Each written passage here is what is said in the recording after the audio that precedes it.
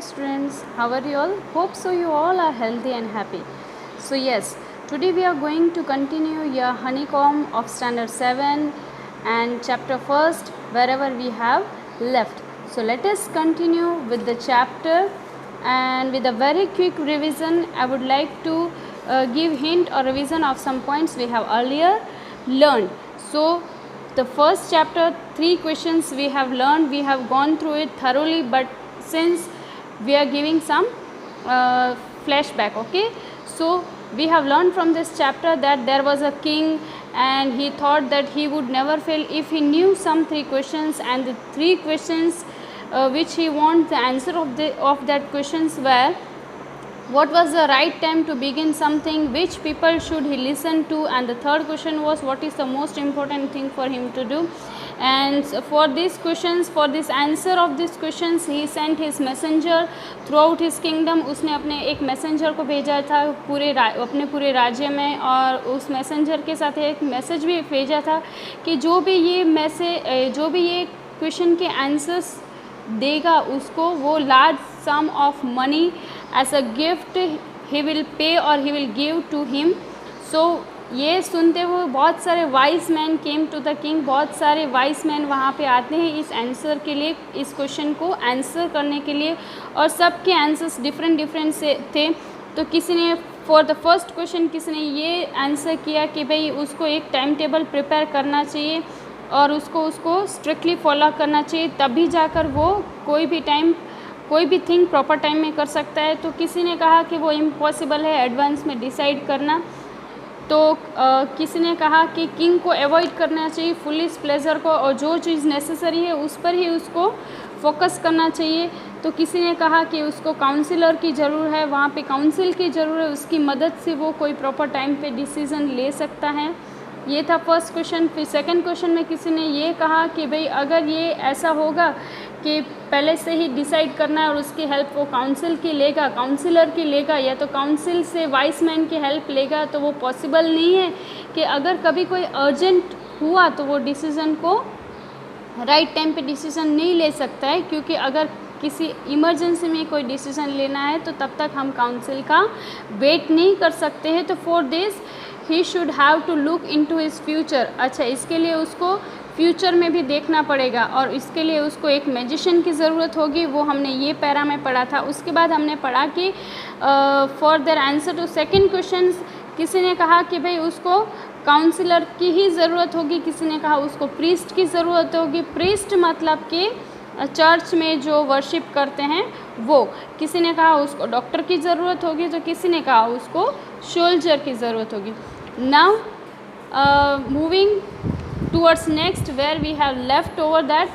So we are starting from this para to the third question. Some said science, other choose fighting and yet other religious worship. किसी ने third question के लिए बोला, किसी ने बोला कि साइंस की ज़रूरत होगी, किसी ने बोला कि फाइटिंग की ज़रूरत होगी, तो किसी ने बोला कि रिलीजियस वर्शिप मतलब कि किसी धार्मिक कार्य की ज़रूरत होगी. As the answer to the questions were so different, जबकि ये सारे क्वेश्चन के आंसर्स बहुत ही डिफरेंट थे, और king was not satisfied. King in सब आंसर से सेटिस्फाइड नहीं था, इसीलिए उसने किसी को भी रिवॉर्ड नहीं किया, मतलब किसी को भी इनाम नहीं दिया.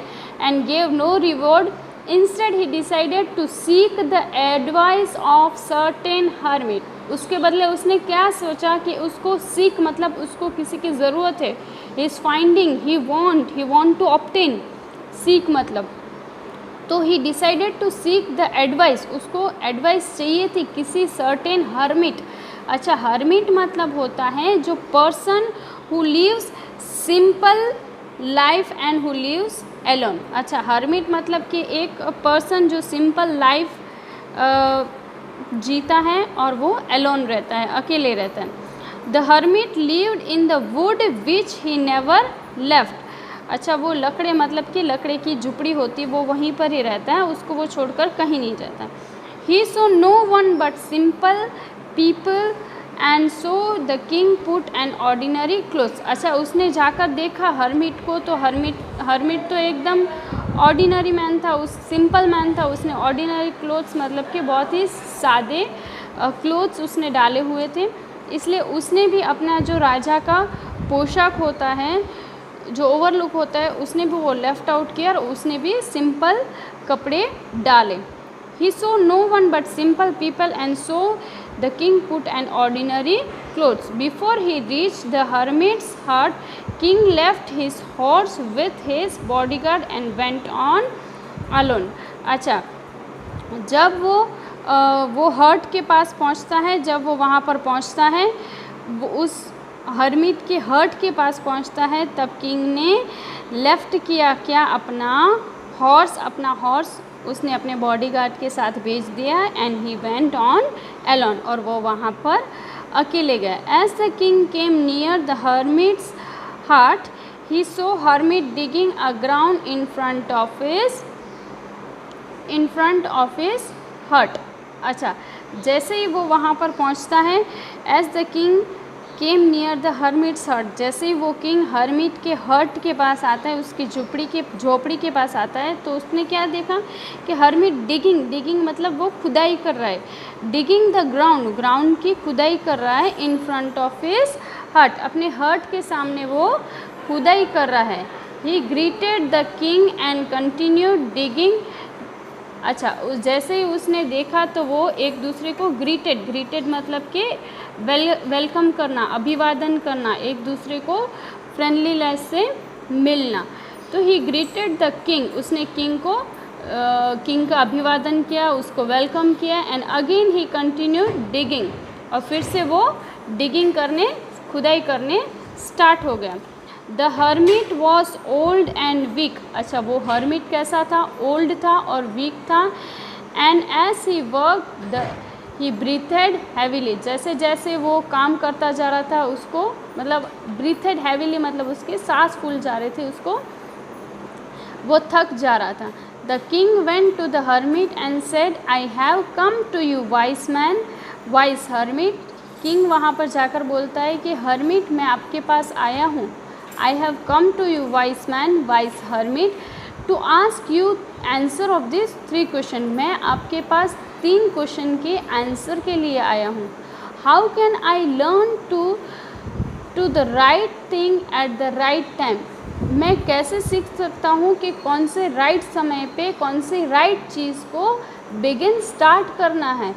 Who are the people I need most? मुझे कौन से पीपल की ज़्यादा ज़रूरत होगी। And what affairs are the most important, और वो कौन से अफेयर्स, कौन से मैटर, कौन से बिजनेस है जो मेरे लिए ज़्यादा ज़रूरी है। अच्छा, ये किंग क्या कहता है उसको, हर्मिट को, कि भाई मैं आपके पास 3 आंसर लेने आया हूँ, 3 क्वेश्चन के आंसर्स लेने आया हूँ। और वो क्वेश्चन ऑलरेडी उसका फर्स्ट क्वेश्चन था कि कौन से राइट टाइम पे कौन सा राइट वर्क बिगिन करना है, स्टार्ट करना है। उसका दूसरा क्वेश्चन था उसको ज़्यादा किसकी बात सुननी होगी, उसको कौन से पीपल की ज़्यादा ज़रूरत होगी। और थर्ड है कि उसके लिए मोस्ट इम्पॉर्टेंट अफेयर्स मतलब मैटर्स, थिंग्स कौन सी होगी। अच्छा, then what happens, the hermit listen to the king but did not speak. अच्छा, ये हर्मिट ने सुना तो सही, लेकिन किंग को कुछ जवाब रिप्लाई दिया नहीं। ही वेंट ऑन डिगिंग, वो वापस डिगिंग करने लगता है। फिर you are tired said the king, अब किंग कहते हैं कि आप थक चुके हो। Let me take the spade and work in your place. अच्छा, आप थक चुके हो, लाइए मैं आपका वर्क कंटिन्यू करता हूँ। मुझे आपका स्पेड मतलब क्या होता है, एक टूल होता है किसी को खुदाई मतलब क्या कोई हार्ड सरफेस को खोदने के लिए, गुजराती में उसका वर्ड होता है पावड़ो, as you know well.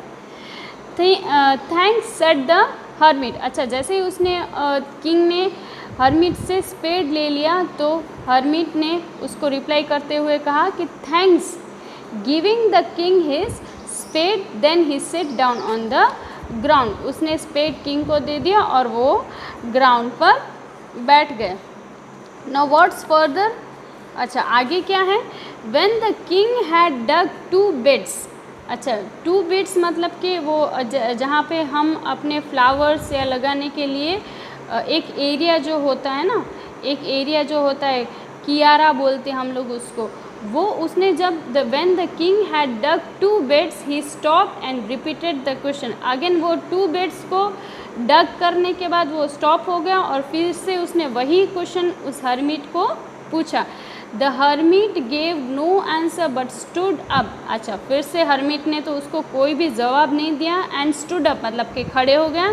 Stretching out his hand, उसने अपना हाथ आगे किया for the spade and said now you rest, और कहा कि आप रेस्ट करो.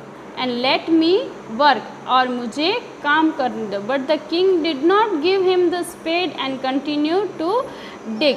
अच्छा, किंग ने उसको स्पेड दिया नहीं और वो कंटिन्यू डिग करने लगा. 1 hour passed, then other. The sun went down behind the trees, and at last the king stuck the spade into the ground and said, I came to you, wise man, for an answer to my question. आर पास मतलब कि घंटे के घंटे बीत गए, लेकिन sun went down behind the trees मतलब कि सूरज ढल गया. At last the king stuck the spade मतलब कि किंग ने अपना स्पेड वहाँ पे ग्राउंड में ऐसे रख दिया, गाड़ दिया अपना spade. And I came to you wise man, और उसने कहा कि भाई वाइस मैन, मैं आपके पास आया हूँ. फॉर एन आंसर के लिए आया हूँ, 3 क्वेश्चन के आंसर के लिए आया हूँ. You give me no answer, और आपने मुझे 3 क्वेश्चन के आंसर नहीं दिए. Tell me so and I will return home, मुझे आप 3 आंसर दे दीजिए तो मैं यहाँ से अपने होम, अपने घर वापस चला जाऊँगा. Here come someone running. अच्छा, अब वहाँ यहाँ पे कोई दौड़ता हुआ आ रहा है. Said the hermit. अच्छा, till here we will again revise it, and for the next part or for the next video we will go on further. Still here I hope so you all are very clear. ये story बहुत ही अच्छी है. Please to refer it and please to revise it well. Hope so you all understood. So thank you and have a nice day.